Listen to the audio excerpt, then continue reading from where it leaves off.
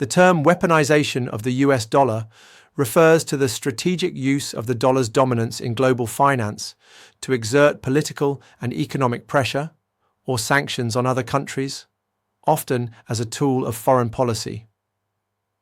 This practice leverages the dollar's status as the world's primary reserve currency and the central role of the US financial system in global trade and transactions. It involves actions such as imposing sanctions, restricting trade, restricting access to the US financial system and dollar-denominated transactions, controlling international payment systems like SWIFT, and implementing secondary sanctions that penalize third parties doing business with sanctioned entities. Key examples of this weaponization include the sanctions imposed on Iran in response to its nuclear program, which involved cutting off Iranian banks from the SWIFT system, restricting Iran's ability to sell oil in dollars, and freezing its assets held in US dollars. Another prominent example occurred after Russia's invasion of Ukraine in February 2022, when the US and its allies blocked Russia's access to approximately $300 billion in foreign exchange reserves held in the US and other Western countries, effectively freezing these assets. This action marked a significant escalation, as it was the first time a major G20 member's sovereign reserves were blocked outright.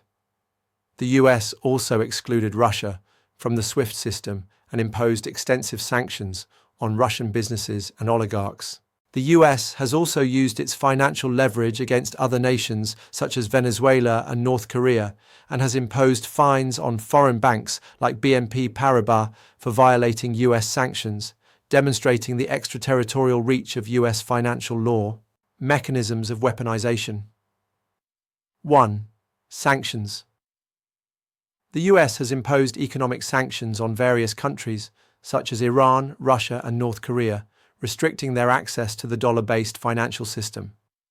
This limits their ability to conduct international trade and access global markets.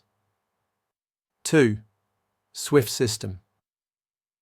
The US has pressured the Society for Worldwide Interbank Financial Telecommunication, SWIFT, to exclude certain countries from its network, which is essential for international money transfers. This effectively isolates targeted nations from the global economy. 3. Financial regulations. The US government can enforce compliance with its financial regulations globally, compelling foreign banks and companies to adhere to US laws or face penalties.